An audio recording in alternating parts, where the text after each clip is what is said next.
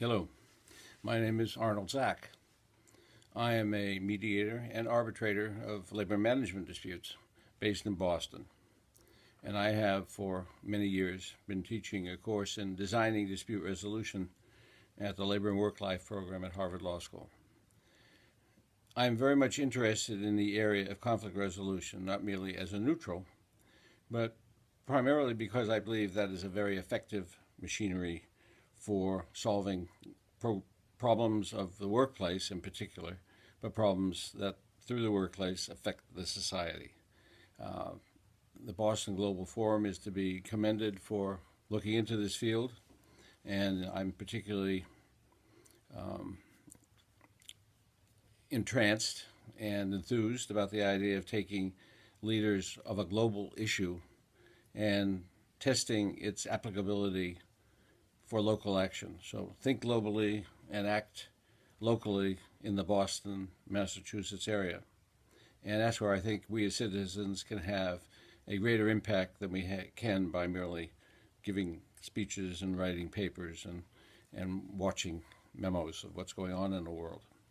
Let me bring this directly to the issue I want to talk about, and that is what is so relevant for a mediator and arbitrator to talk about what's been going on in, say, Bangladesh or in the factories of the rest of the world? We all know what has happened to the departure of jobs from the United States, particularly in manufacturing. How, and we particularly feel it sensitively here in Massachusetts. I was born in the city of Lynn, and that's where the shoe industry used to be. And then the shoe industry moved to out to St. Louis. Then it moved overseas, and at current, it's in a city in Guangdong, where the factories, 14 factories, produce some 5 billion pairs of shoes a year. That's the majority of the world's shoes are made overseas. So what? We've lost jobs. That's awful. We should bring them back. That's imperative. But we have to look at what's happening in the rest of the world and the conditions that are facing these workers who are doing these unskilled jobs.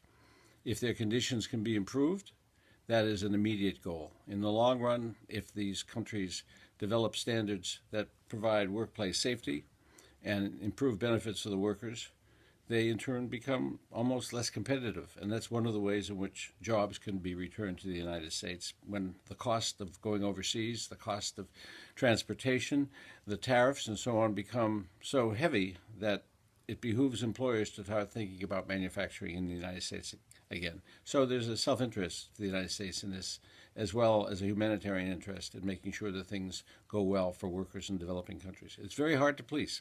There are no international laws that deal with this. There is no guarantee that the national laws of the countries where these factories exist are there for the benefit of the workers or are enforced. In too many countries, there's too much corruption by the employers who are by the government officials who are responsible for enforcing the laws, and the brands and the factories that are producing for the brands can turn their heads aside and say, it's not our problem. We have codes of conduct, and most companies do, saying these are the standards by which we expect factories which produce for us to treat their employees fairly and to provide decent workplace conditions and, in the case of Bangladesh, safe environmental conditions and safe factories and building sites. But it's their responsibility. It's the responsibility of the government, says a lot of these brands, and that we will try and monitor these things, but we can't really effectively police the rest of the world. And when you think of companies and any brands like Gap and Disney products produce in more than 10 to 15,000 factories in over 50 countries around the world. The opportunity for monitoring that becomes very expensive, and the cost of doing so becomes prohibitive. And even if they try their best, they are still unscrupulous and unfair and greedy. Factory owners and factory subcontractors who see a fast buck by lowering their costs by taking it out of the hides of the workers, by having them work long hours without overtime, pay, to having them live in dormitories or more likely barracks, to cut down their time away for personal needs and to get the most they can out of these workers, often employing children and employing people at below legal standards, even in the countries in which they operate. Now, I've been involved in this primarily because of my interest in helping to develop dispute settlement machinery, which I've done for a number of countries and international organizations. And I have wondered all along as what the most effective way is approaching all this. And at the outset, I was entranced by the idea of the brands and their codes of conduct as the most effective way of spreading the good word. And these brands do try, and they are to be commended for that. But it is very difficult for them to police, to the extent that they hire monitors to police their factory or the subcontracting factories. There's never assurance that those monitors are going to give all the bad news to their bosses. There are certain basic international standards. I start off by saying there's no international law, but there are international standards. The International Labor Organization has on its books about 250 what are called conventions that are agreed to by managements, worker groups, and unions in all their member countries. And those are the international norms. They are the standards. They are the conventions. And among those are 8 international codes, conventions, which everyone agrees are the basic standards of fundamental fair play in the workplace. And they include freedom of association, the right of collective bargaining, gender equity, the protection against the employment of child workers, and the protection against slavery, uncompensated workers.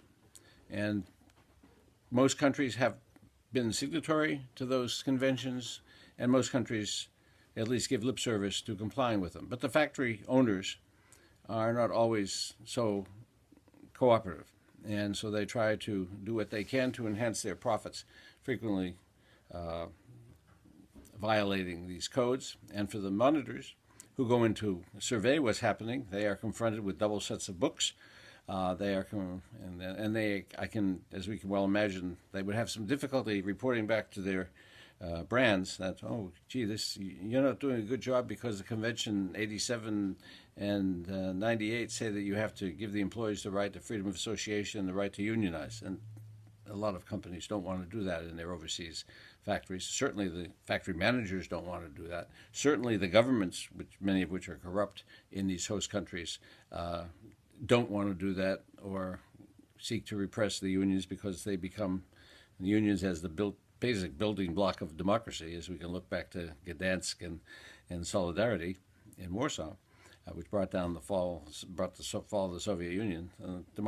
Trade unions are the building blocks of democracy. So a lot of companies, a lot of countries don't want to see trade unions or workers' organizations develop. And of course, the workers therefore lose a voice and lose any opportunity for representation to combat violations by their employers or violations by their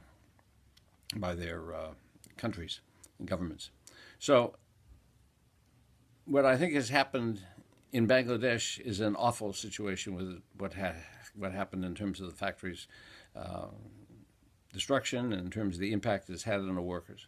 I have been working in neighboring country, Cambodia, where there has been for many years the ILO has been doing the monitoring and assuring fair workplace conditions.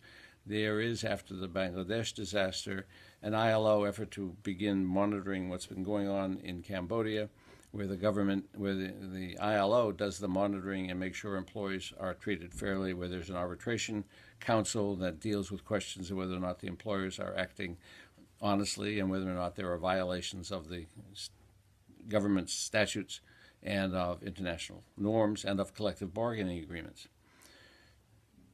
Cambodia has been successful in that, despite occasional strikes, which are indeed the mark of a democracy.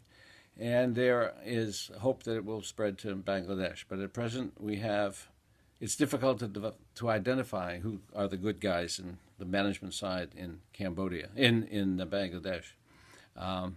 When the issue arose and the companies began to try to achieve some or demonstrate some support of what was going on. The European countries largely created the Accord, in which they committed themselves to be bound by external determinants of what is fair treatment of compensation for the people and families who are lost because of those fires and the deaths that ensued. Some companies followed an alliance in which was less responsive, in my estimation, by saying that we will set the cap and we will determine, not any independent government agency, how much liability our members are willing to pay up. So that is a first step. At least the Accord has done well. I applaud the Boston Global Forum in trying to identify the local brands, the local employers, the local factories, the local stores that are selling or making the products of these brands, because who are of the companies that are doing well and doing good. And I think that the idea of taking an international issue and applying it and recognizing those locally who are living up to standards of fair play and workplace fairness and not destroying the prospects of a fair society deserves some commendation. And I think the Boston Global Forum is on the right track. Thank you very much.